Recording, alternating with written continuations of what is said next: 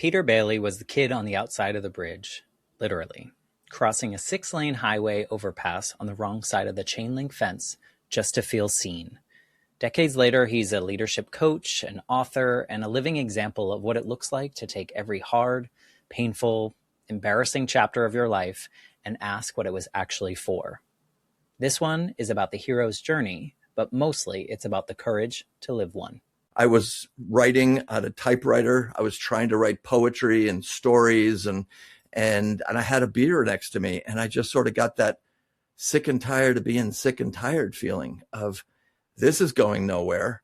And I had family members in the 12-step program, and I ended up thinking, well, they seem to have found a help here. Let me try that. And I truly asked, higher power, God, as I call her or him, just this idea of, I hope this works, because I don't know what I'm going to do if it doesn't. You're listening to the Life Shift Podcast. I'm your host, Matt Gilhooly.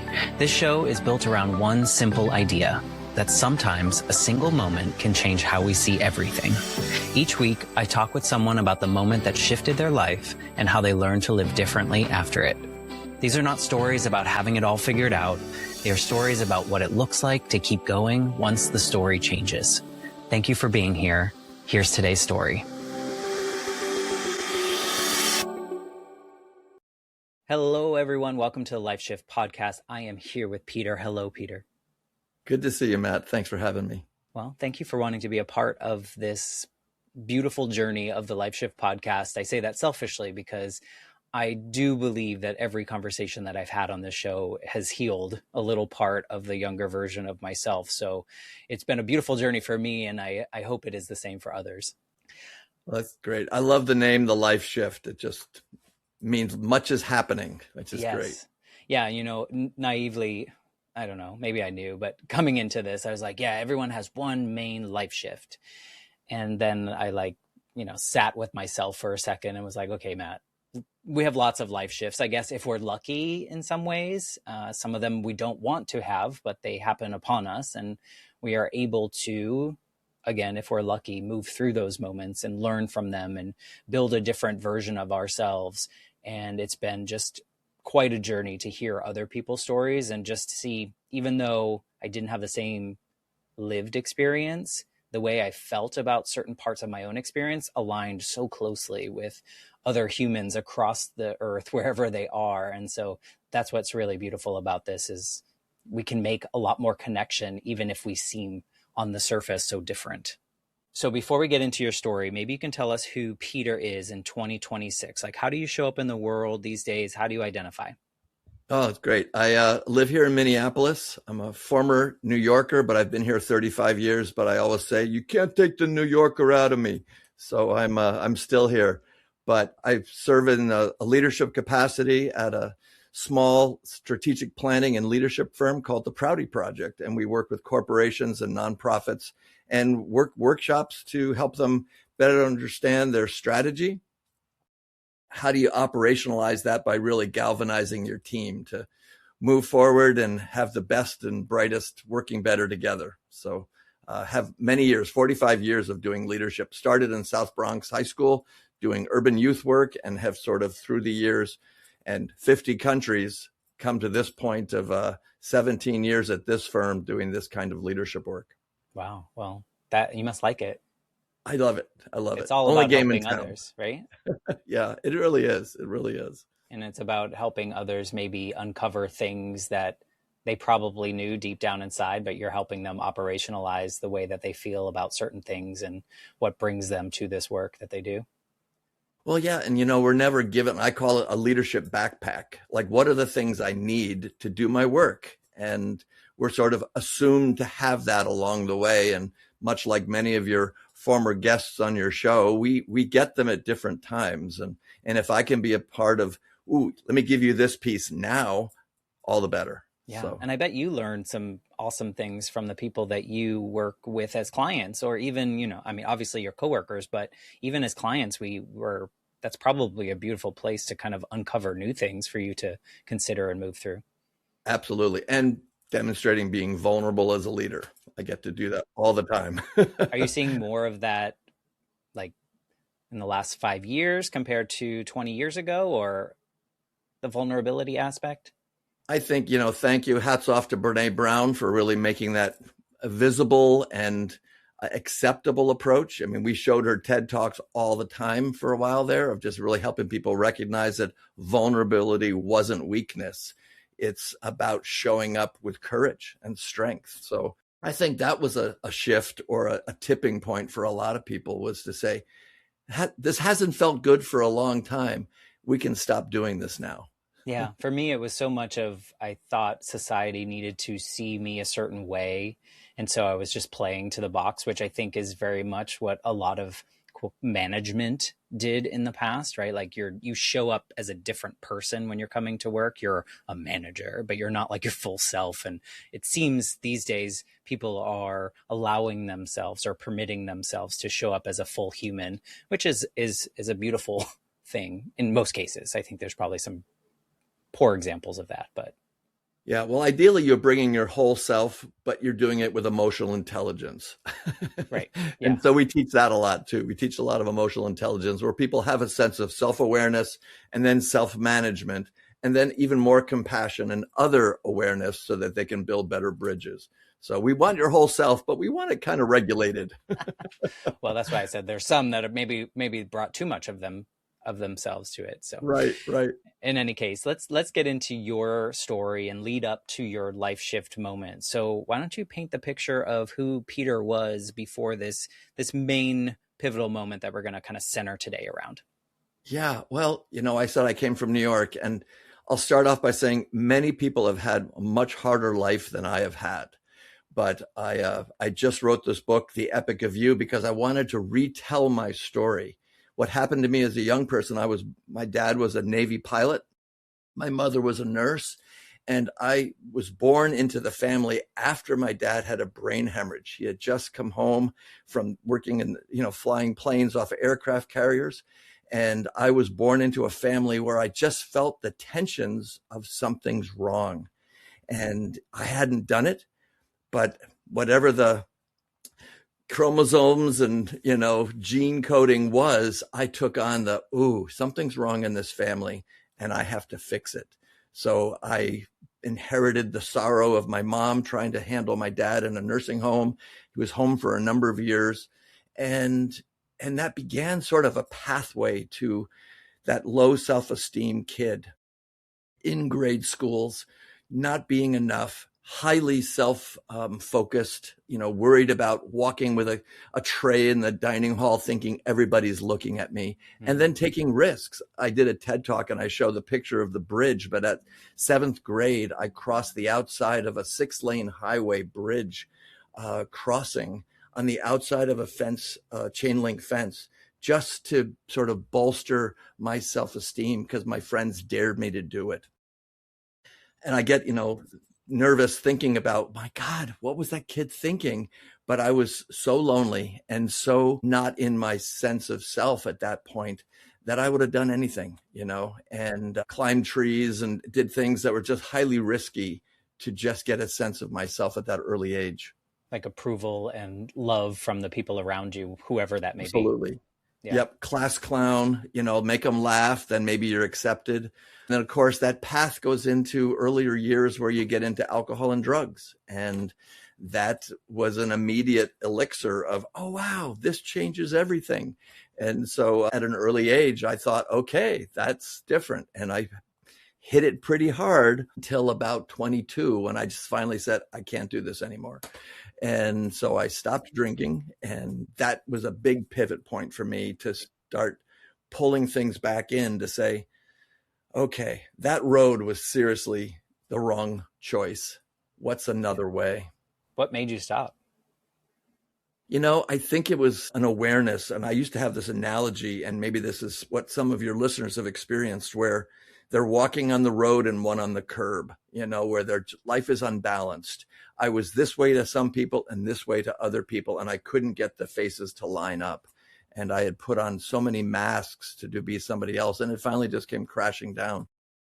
It was after college, and it was one of the many turning points. But what that ended me doing was starting to focus on stop being the people pleaser I thought I needed to be, and start having a little more awareness of self in a way that I'm here for good and I'm not delivering on good. So how do I do that better? That's a big decision, to stop what many would see as an addiction to a substance. And a lot of people have to hit like a rock bottom. Do you see that moment as a rock bottom for you? Like, was Absolutely. They actually say in the 12-step programs, you hit bottom when you stop digging, you know, so it was like the last and straw for you?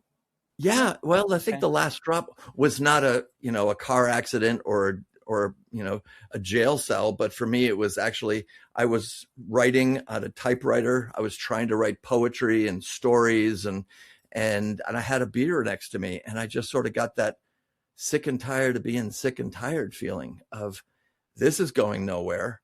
And I had family members in the 12-step program, and I ended up thinking, well, they seem to have found a help here. Let me try that.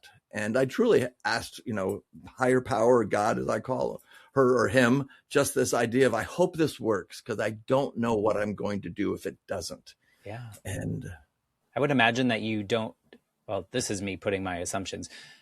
Did you feel like you had to relearn who you were or create a version of you that existed without that, because of all those masks and everything? That might have been quite scary. well, I have this theory, Matt, that if you put a plant in the closet, it will continue to grow, but it'll find that little light beam at the bottom of the closet, and that tendril will look for light. It's not thriving, it's adapting or even mutating to live. And I would say my family was a loving but highly dysfunctional family, and I had adapted and mutated to survive. Whereas if you have a plant by the window with sunlight and good soil and plenty of water, it will blossom and thrive. And so I think these types of turning points where there's a fork in the road, I don't want to keep being this person. I now, as you said, have to unlearn the default mechanisms I learned that help me survive, and now try them a new way. Yeah. Is that scary or is it energizing? I think you could see it either way, depending on your personality. In some ways it was energizing because, to go from drinking every day and every night to, okay, I was out on an island in Rhode Island doing carpentry, and I switched to coffee and ice cream. That was my thing. Okay, like, what am I going to do now? And it took a little while to sort of set the machinery in motion for another way of thinking. Yeah. Well, part of me thinks of my own experience, and it's a weird connection, and I don't know if I've ever said this out loud, but I struggled. I lost my mom when I was 8, and I struggled for like 20 plus years of trying to push the grief down, trying to be perfect for everyone else. And what I found a lot in my teenage years and in my 20s really was, I think I was addicted to being depressed. And so when I think of your story and the kind of the reason I asked those questions is that when I finally hit the place in which I was able to start grieving, it was scary to figure out who I was without attaching myself to the fact that I had a dead mom and the fact that I only knew my formative years as someone that was pretty depressed. And so it's weird that I make that connection, but I'm sure I'm not the only one that's ever felt like addicted to being that way, because it was just easier. And like now I got to go out in the world and like figure it out and be happy about it. Like, how do I do that? So that's where that question came from. Yeah, well, and so here I'm 66 today. So that was 22 when I stopped, and I haven't had a drink or drug since. But, it was one of those things where I look back at my life and I said, well, this collection are bad things and these things are good things. But then I realized, well, some of those bad things, I actually learned a lot from them. They gave me compassion, or what I call honey to my heart. Or the other hard things, take a deep breath, gave me strength and fortitude and resilience. And I could get through hard things because of those things. And I kind of say they gave me strength to my sword arm. And so I went back through all of those stories that were painful and some PTSD generating, scenarios, and said, let's reclaim those and say, what did I learn from those, and retell the story of every pool ball click was supposed to happen for me. I have a friend who says life doesn't happen to you, it happens for you. Now, for some people, that might be a big stretch, but it's like, well, it did happen to me. And so what is the forness of that I can take from it? And I am today who I am because of every single person I've met, every single situation I've ever had. And it's what I do about it. And that's, I think, exciting. That's the opportunity to own more fully who I am. Yeah, I think it is. I also think there's an asterisk for me in that because it's hard to admit that such a tragedy early in my life happened for me to be able to do this. At the same time, I agree. I am this version of me because she died when I was younger, because nobody had the tools to help me, because I struggled for so long and went through all those things. I am this version of me. So it's a weird dichotomy of feeling as it relates to something that did happen to me, that it's hard to say that it happened for me, but I totally get it. And I think it's, making that hard decision to stop drinking. I'm sure it wasn't easy. Most people wouldn't say that stopping is easy. That is a beautiful way to take the reins and create the life that you lead, but then adding to it, having the self-awareness that you clearly had to be able to look back and reflect on those whoops moments as something that built you to this version of you is refreshing, but also lucky. I don't know that all humans are able to do that. Well, and it brings me to another sort of life shift point where I was in grad school going through a master's of experiential ed so I could continue on the outward bound world that I was leading.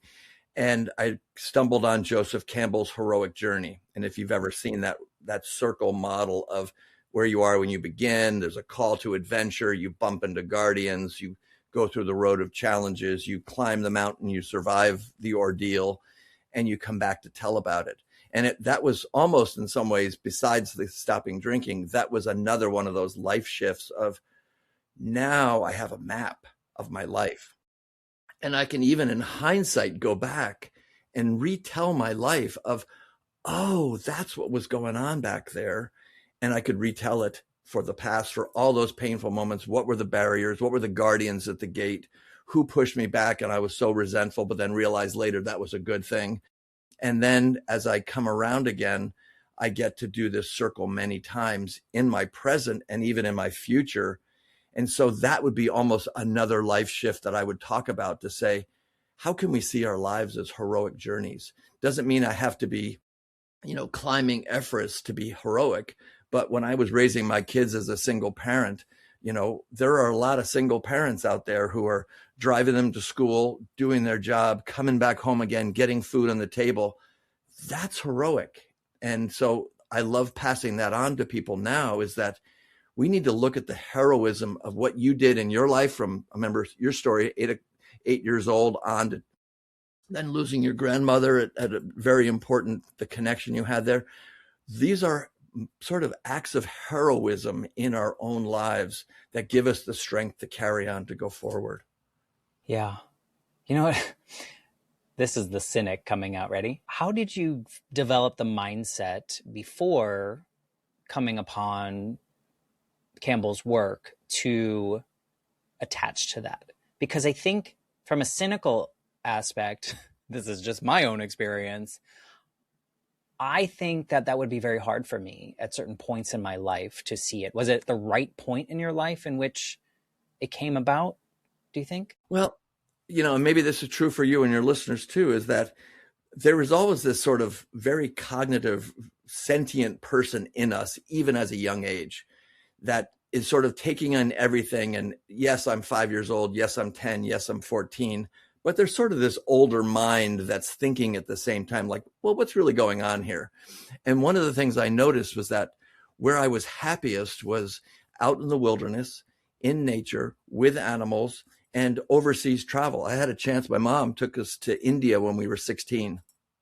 And we did an overland trip in 1976. And I crossed Germany, Austria, Yugoslavia, Bulgaria, Turkey, Iran, Afghanistan, India, Nepal, and Pakistan, India, Nepal. And as a 16-year-old kid, my mind just went boom. And I was able to learn Farsi and juggle oranges in the marketplace. And I refer to that in the book as my inner Mowgli.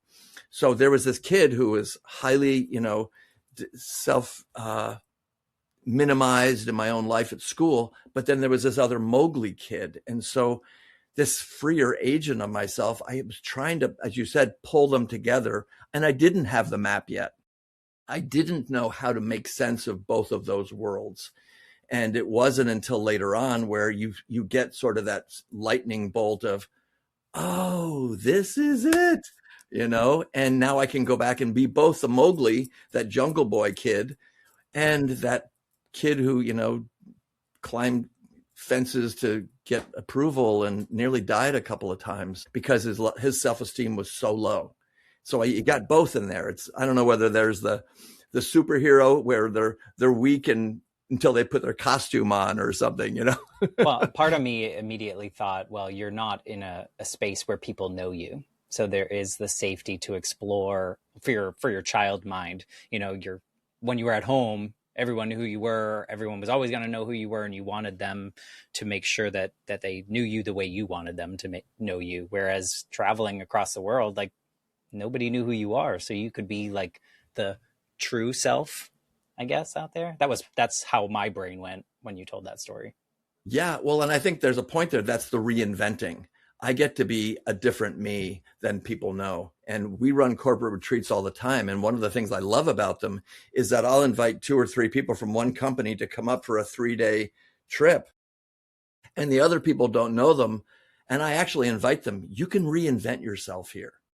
You get a chance to listen to yourself. Are you interrupting others, or are you listening? Are you engaging or checking your phone? Are you, like, we have a phrase where I work, the Prouty Project, we say, catching yourself in your own behavior. And I think some of that is really important, not to be self-focused, but to be intentional and to have a little more agency around, am I just flopping around in life here, or am I actually picking up and making decisions in a way that are impacting others more positively?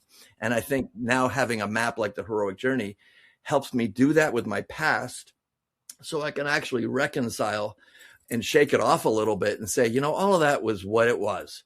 And here's where you are now. And now, how do you want to be going forward? And there's a lot of narrative about what it's like to get older, and in the society, and the world is really a mess right now in so many ways. But how do I want to be? And we get to reinvent that. And so I think we have more control or more agency to do that than people think. Yeah. So when you saw this hero's journey and you were like, oh, this is intriguing. This is something that makes sense. Did it take a while for you to kind of start piecing things together, or was it like a snap of the finger, everything started to unfold? And there's a reason I asked this question. Yeah, well, I'm like you. I get fascinated by people's stories. So I did my master's thesis on the heroic journey, and I interviewed a number of people asking them, tell me your heroic journey. What were the points that you can see yourself on that map of road to challenges, getting through hard stuff, re-entering, whether it was a cancer journey or a divorce or overseas living or running a marathon, whatever it is, it's different for people. But hearing their stories, I got fascinated by those points of learning that people can begin to place themselves on that map. Yeah. The reason I asked that, and it's not specifically related to the hero's journey, but rather when I finally hit my point of like the clouds parting, the curtains pulling back, it was like the most simple of sentences that a therapist said to me was like, you realize that every decision that you've made was with that 8-year-old scared brain since. And it was like, oh, but at that point, everything started to unfold. And like, it was a really messy time because it becomes this, you start grieving the things you didn't do because of the grief that you were in. And it was like this really weird unwinding. And so part of that came from like, was this hero's journey the first time you really sat with it? Was it like instant that everything felt different? Or was it unveiling through your thesis or whatever? Yeah, well, I think there was an instant awareness of, oh, this is something, this is something that I've not seen before that you can actually, and I know other cultural traditions have storytelling more deeply woven through their fabric of their lives and how they raise children. I missed that. Grew up in the East Coast like you, and my family group didn't tell stories about how you can go through rites of passage like other groups might have. And so when I saw this, it became on a primal level really significant to plot where we are in our choice making. But then again, to your point, it took some practice to live into it and learn into it. In your experience with it, through your own story, kind of you piecing that together and hearing others, do you think that it's easier for people to plot someone else's journey onto the map, if you will, or their own? Yeah, it's interesting. I think, you mentioned you were drawn to other people's stories, and I think your listeners are drawn to your podcast stories because they see themselves. So I think there's power in witnessing somebody else and seeing, oh, I can see them going through this. But I believe this is my process, but I teach the heroic journey a lot to people so that they can be, the 4 quadrants have allies. I want people to be better allies to others. And I think you actually have to go through it yourself to be a better ally. So yes, you'll get better at it. And I can place, my kids by seeing where my adult children are. Ooh, they're probably in this area. But if I didn't have it myself, I probably couldn't have done that. Fair. Yeah, that makes sense. So this, would you say, really changed you coming into this and did it become your life's work kind of thing? Well, it is now. In fact, the Epic of You book is about the Epic of You, Matt. It's the Epic of You, listener, of how do we see our lives for the journeys we have been on, that every flake that came off the diamond, that chip that hurt each time, actually gave us a chance to shine more brightly on those new facets.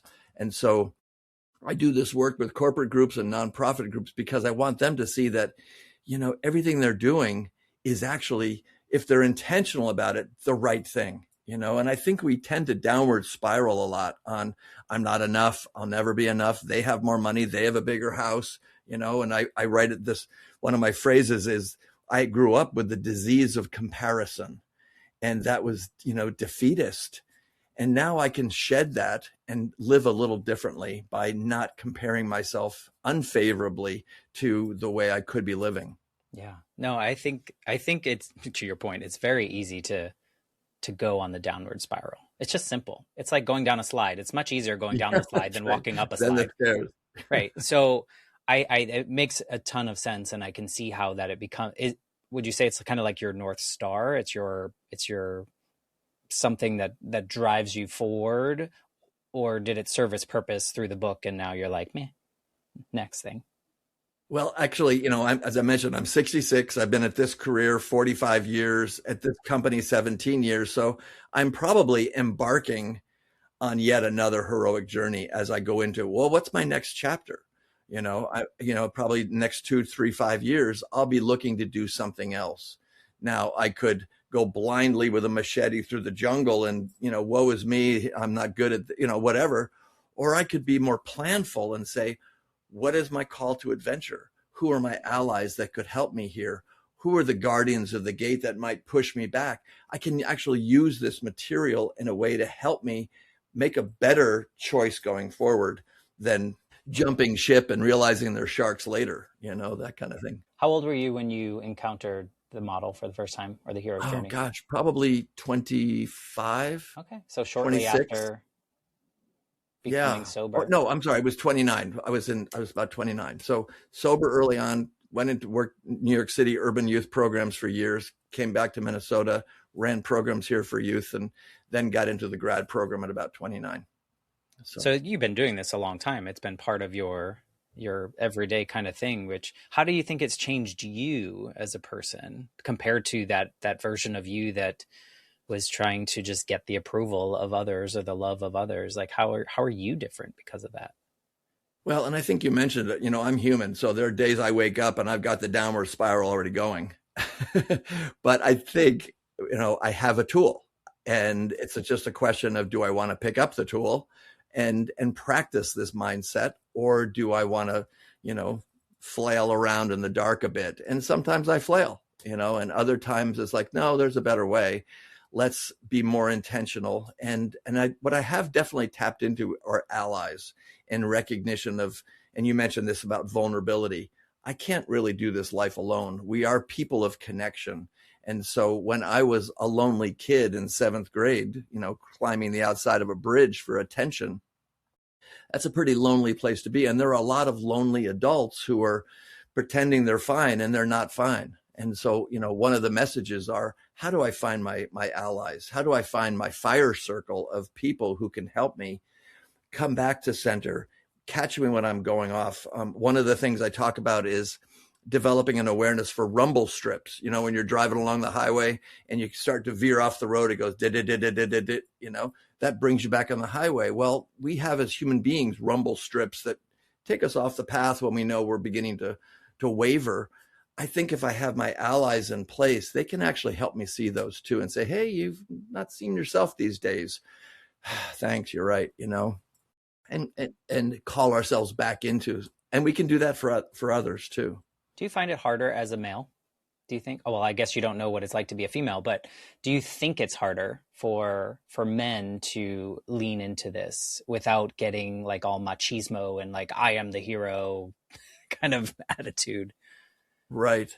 I think there's a lot of research that says that's true, that a lot of men do not have the friendships that a lot of women seem to have. And being more relational, they tend to bond that way anyway. And I background in anthropology, and I can see where the hunter gatherers are out there hunting, keep it quiet, whereas the women were tending the fires and the food and the children. There's more of a community connection. But I push back on that and say, back in the 70s, all of that, trying to find who men were has really helped us say like, no, God, I need men. I need people around me. And while I spent my life looking for women, in other relationships, this is a healthier circle for me, is to be with people about my same age who have that, like you do, you bring depth to conversations, Matt. I need to be around people who have that depth of conversation, that willingness to be vulnerable. And I do seek them out. Sure, there are guys who will, lean on a truck and throw a rock at a stop sign, and that's their bonding time. And that's good. And there's fishing and there's lots of ways to do it. But I do that with guys, and we go fishing and then we talk about what's going on. And so I do think you can do both. I don't think it has to be blocked in how we have connection. I agree. I think that these days, compared to when I was maybe a teenager in the 90s, more guys are talking, and more like people my age. I'm 45 now, so I'm way open with how I feel about certain things, because not being that way for so long was not helpful. It was not healthy. It was not a way that I ever want to live again. And you just mentioned, like some days you wake up in a downward spiral, and that's okay. And for so long, that was not okay. Even though I was living it, it was just a shame that I took on and carried with me. And it took me a little bit to realize that like I can be a full human. I can show up with all those things, and I can share all those things with the allies close to me without shame or fear. And if they aren't open to it, then they aren't the people that I need to be in my space. Whereas when I was a kid, I wanted everyone to like me, which is what you did.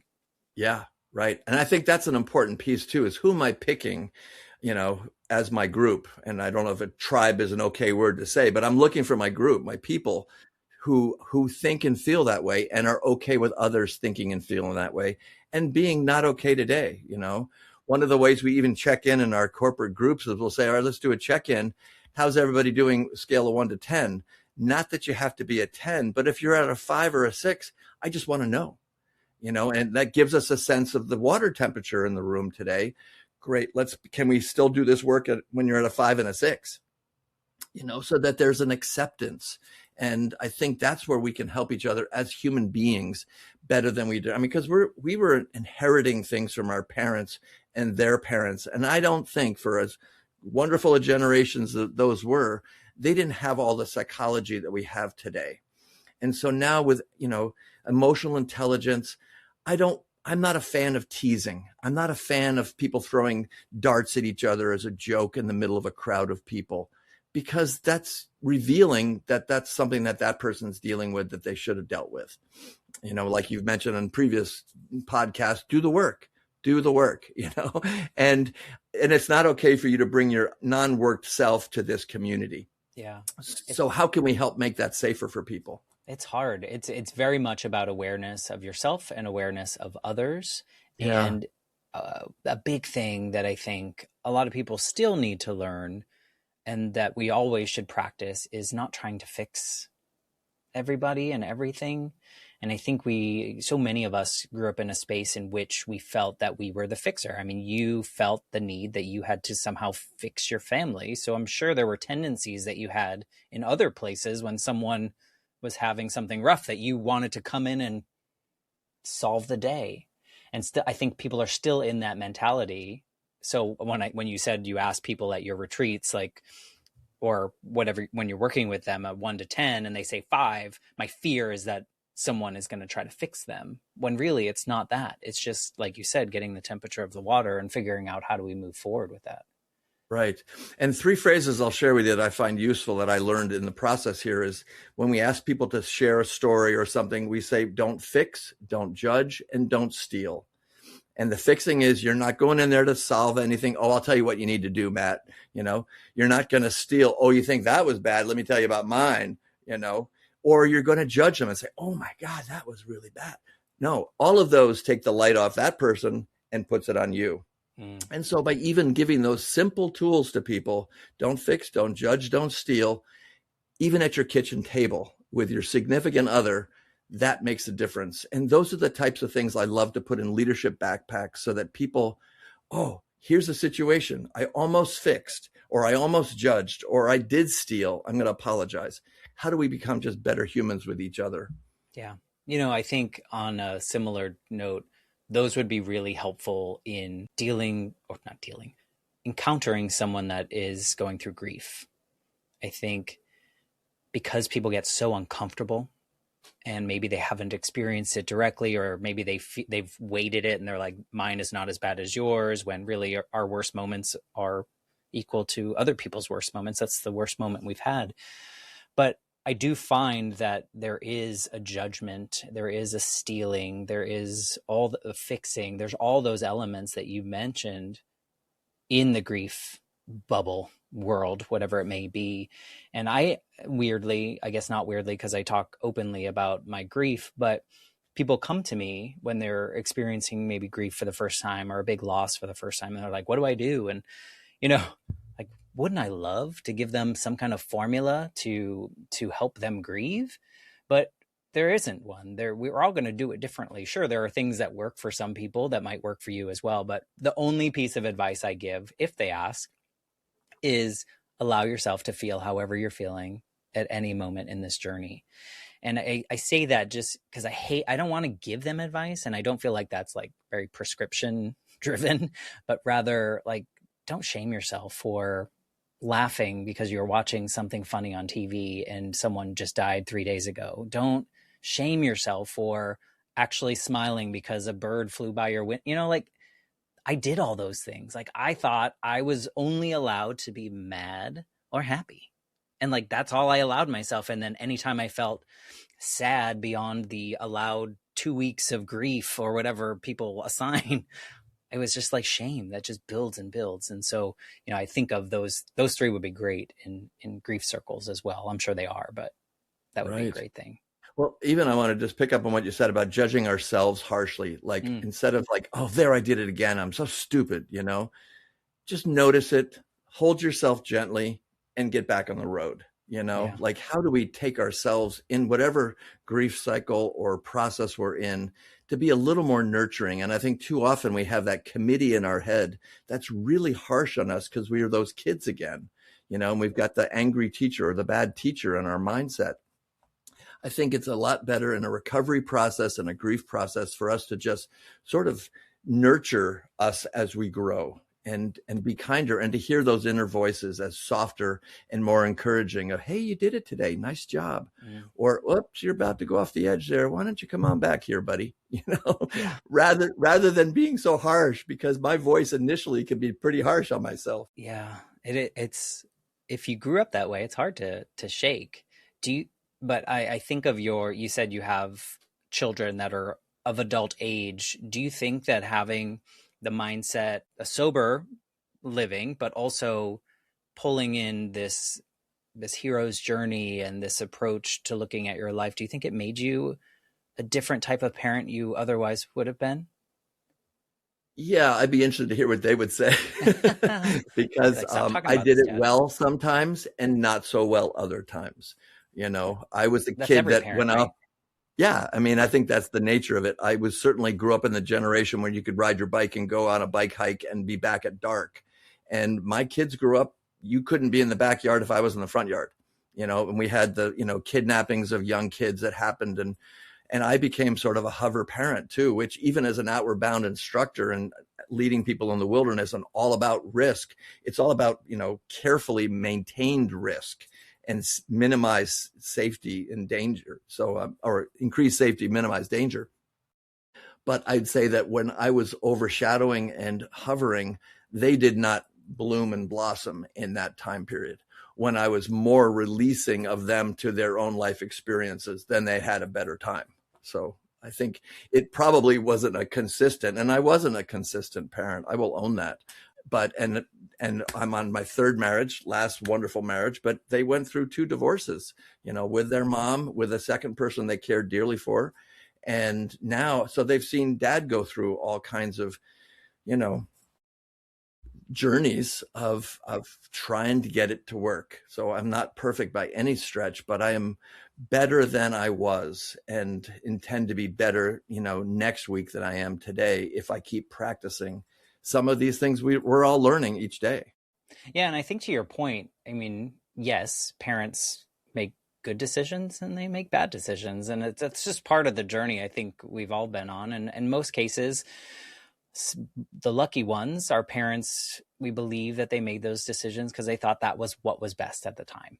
But what I'm thinking is about the backpack idea. And I bet that your kids have a lot of tools in their backpack by seeing your journey, seeing your ups and downs, your, like whatever it may be, and seeing how you handled that and how you moved through it, whether it was good or bad.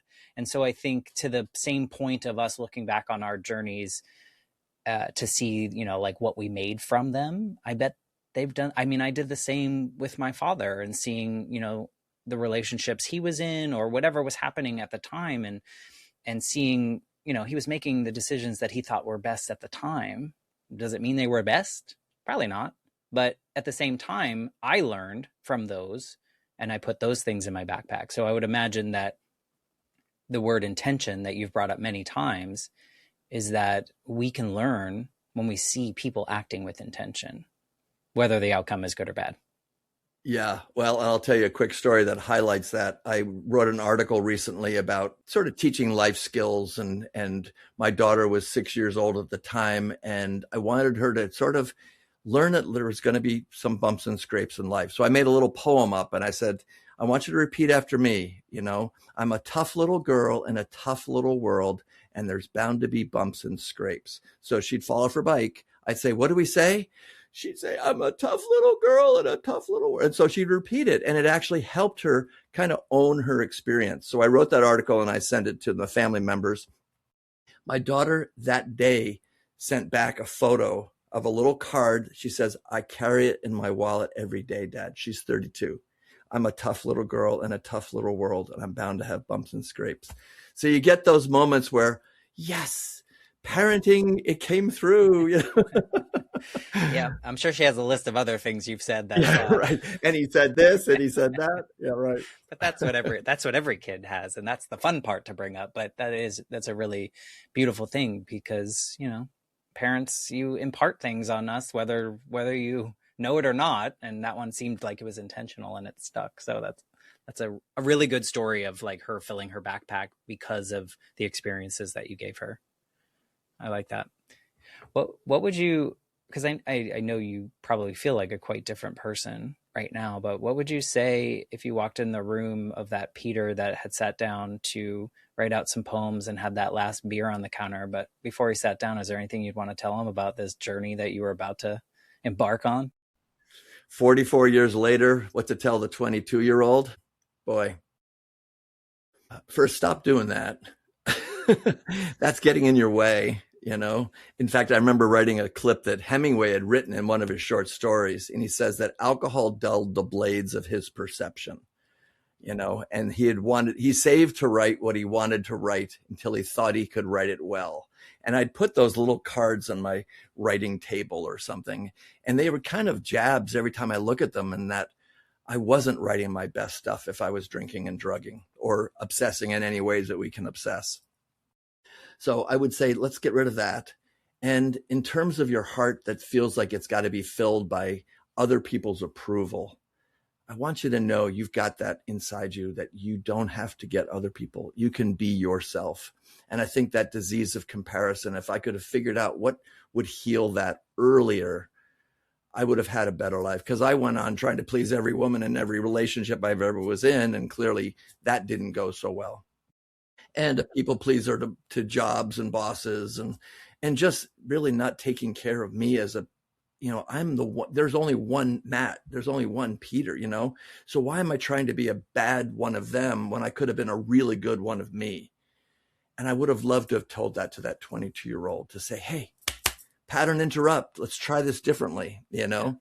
Well, I bet you're saying it to a bunch of listeners now, because this is not a unique story as much as we think our stories are ours alone. Like a lot of us have been there and do that. And people pleasing is a big thing. And a lot of it stems from our, you know, parents and generations before that, and the epigenetics part of that. But yeah, I think, man, but again, had you told that person to do those things, would you be this version of you now?